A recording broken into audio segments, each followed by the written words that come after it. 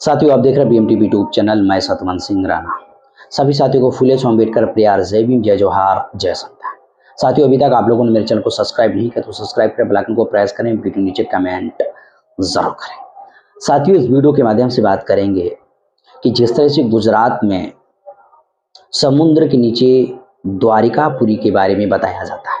आपने कृष्ण की एक कहानी सुनी है, ये पौराणिक है और उस कहानी में द्वारिकापुरी का बहुत ज्यादा जिक्र और वर्णन है।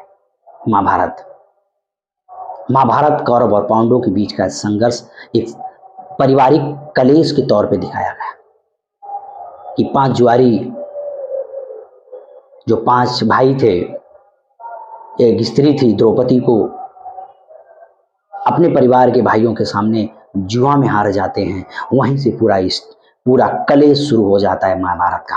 मैं ये काल्पनिक पात्र हैं सारे, मैं उसको आधार बना रहा हूँ जो हमारे लोगों के दिमाग में भर दिया गया है।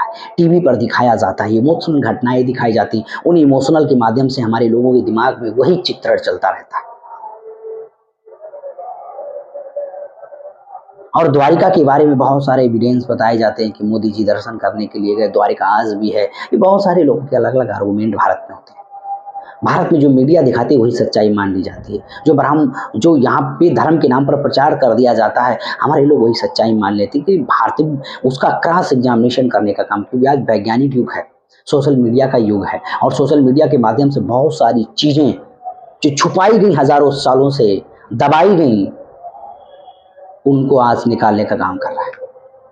ब्राह्मणवादियों की पोल खोल रहा है। ब्राह्मणवादियों की जो बदमाशी थी धर्म शास्त्रों में, जो डॉक्टर बाबा साहब अम्बेडकर जो बहुजन समाज के महापुरुष रहे, उन्होंने साथियों किताबों के माध्यम से देने काम किया, लेकिन उतना प्रचार प्रसार नहीं हो पाया। हमारे लोगों के पास में संसाधन, साहित्य किताबें महापुरुषों की नहीं पहुंच पाई। लेकिन ये सोशल मीडिया, फोन हर व्यक्ति के हाथ में है और ये व्यक्ति एक सबसे बड़ी क्रांति है वर्तमान में। सोशल मीडिया पे अलग अलग तरह की दुनिया के लोगों ने जो सोशल मीडिया को डेवलप किया है, लोगों के हाथ में सूचना शक्ति का स्रोत है, वो सूचना देने का काम किया। इंफॉर्मेशन एक क्या है, ताकत है वर्तमान में सोशल मीडिया। अमेरिका में एलन मस्क ने ट्रम्प को चुनाव का प्रचार प्रसार किया और ट्रम्प को राष्ट्रपति बना दिया। भारत में मीडिया को हाईजेक कर लिया जाता है, आरएसएस के द्वारा मीडिया मैनेज किया जाता है, प्रचार किया जाता है और चुनाव जीता जाता है। अलग अलग तंत्रों का इस्तेमाल किया जाता है। तो वर्तमान में सबसे बड़ा जो तंत्र है सोशल मीडिया, एक बहुत बड़ी ताकत है।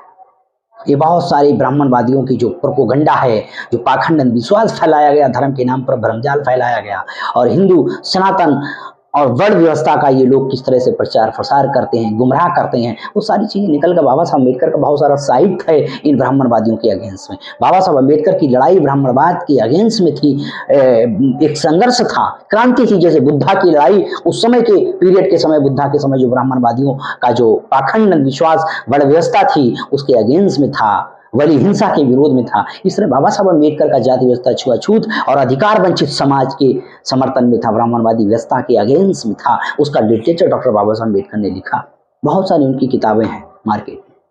तो साथियों, इस समय एक बहुत बड़ा आईना हमारे सामने यक्स, यूट्यूब, फेसबुक और एक नया यूट्यूब पर यक्स पर एलन मास्क का, क्योंकि वर्तमान में जो एलन मास्क है वो आधुनिक का एक भगवान माना जाए।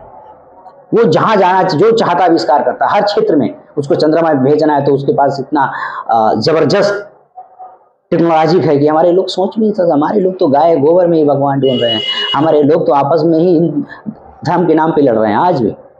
तो साथियों, पूरा क्या है महाभारत के बारे में। साथियों, ये हमारे स्क्रीन पर आप देख सकते हैं जो ग्रोक एक फीचर्स है यक्स में, उससे एक सवाल पूछा जाता है। साइंस जनरली नाम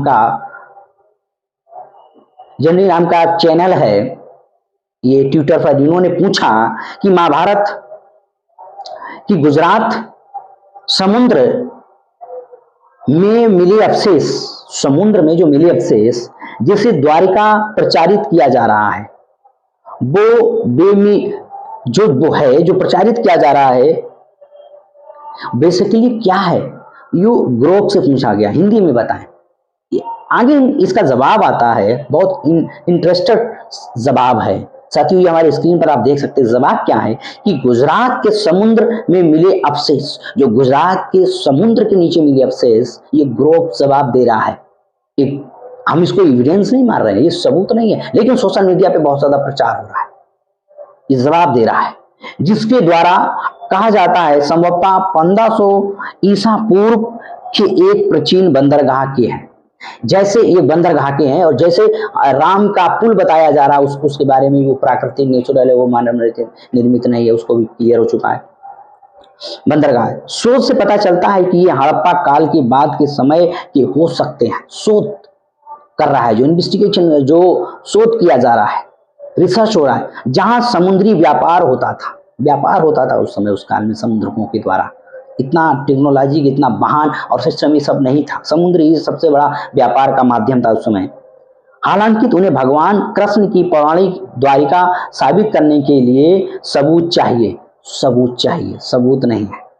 ESI की 2025 की खोज जारी है, जो इसे प्राकृतिक घटनाओं से डूबा हुआ बताती है।